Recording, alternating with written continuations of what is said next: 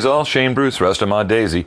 It's a Monday, and which means it's the day after the weekend, and as a result, a lot of boxes have come in. So we're going to make every effort to catch up on our subscribers' requirements about what's going on with the guns they sent me for the projects they want done. What we've got today is a pretty interesting example of a Daisy Model 95. Now notice I said Model 95 because it's got the metal trigger, not a plastic trigger. And it's not an interim 95 because there is no plastic safety on this side. It's a pretty nice gun in terms of, what's in there. It's got the Daisy 3-star lever. I always like these. They're a straight wrist lever, but I like the fact that it's 3 stars, kind of cool.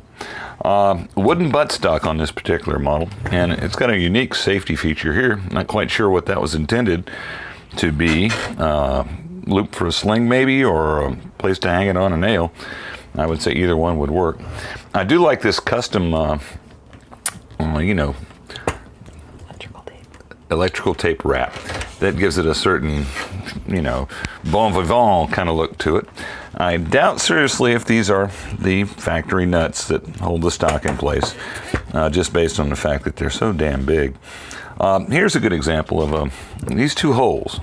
They often cause a lot of confusion, but actually a lot of the Rogers Arkansas guns did have the twin holes, and they were put there so that you could mount the Daisy 303 fake scope. You'll find them on the Cougars, the 111s, the Model 94 Red Riders, and here we have one on a Model 95. If you'll notice on this gun, it's got the wooden buttstock, made out of wood, poplar probably. And then all the way up here at the front, we have a plastic forend, which is, incongruent. I mean, a plastic forestock with a wooden buttstock indicates that possibly Daisy had quite a few more plastic forends than they actually assembled plastic buttstocks for.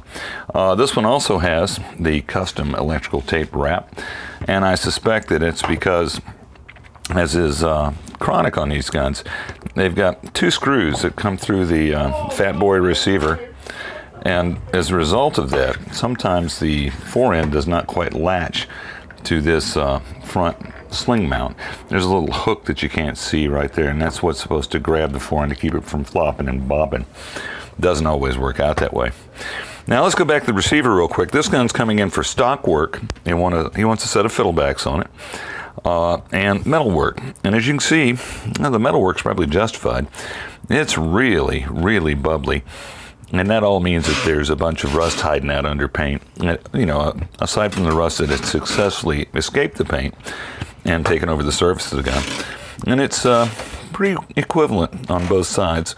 As we move down the barrel shroud, we see that the same process is ongoing. And there you can see that it's a Model 895, and it was built in Rogers, Arkansas. So this makes it a post 58 gun. It is a bottle cap Daisy, which is always good. And it looks like, oh, no, there it is. The BB trap is still intact. Let's see if we can get this thing out of here and see what kind of conditions. And now there it comes. All right, well, that's all good news. We've got the BB retaining spring.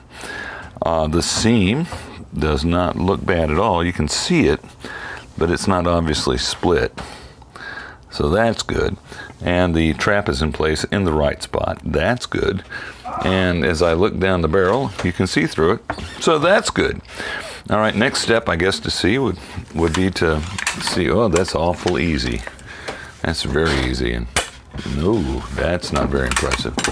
So yeah, we've got some internal problems there. It's not going to be making a lot of horsepower in its current configuration.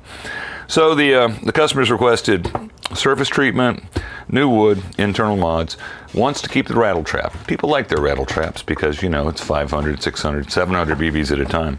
And to give the viewership an idea what it might end up looking like, I can't guarantee it, but here is another, I believe this is a Model 98 that is missing a front sight that I've done in the past. And as you can see, that's curly maple stock, fire blued finish. Now let's take a closer look at the fire blue because I think this might be instructive. You'll notice it has a kind of a wrinkly looking surface on it. Here, let me rotate it for you. That's because it's pitted, and when you fire blue, the pitting fills in and oxides, but it doesn't ever turn out to be smooth again. Okay, this was an older gun that had the manual safety installed. It went somewhere with the history of time, who knows. But as you can see, fire bluing does a fairly nice job in terms of surface presentation. And of course, fiddleback is fiddleback. So, I'm not going to say it's going to look exactly like this gun. May have a rollover stock, may have a shorter forearm, may have a longer forearm, may have a thinner forearm. We don't know yet. We'll get those particulars ironed out after we get the mechanical solved. And we know that the gun will shoot and perform as it's supposed to. So, that's all we've got today for the Daisy Model 95 review before it's transformed. And that's all I've got for you today, kids. So, Shane Bruce, Resto Mod Daisy, signing off.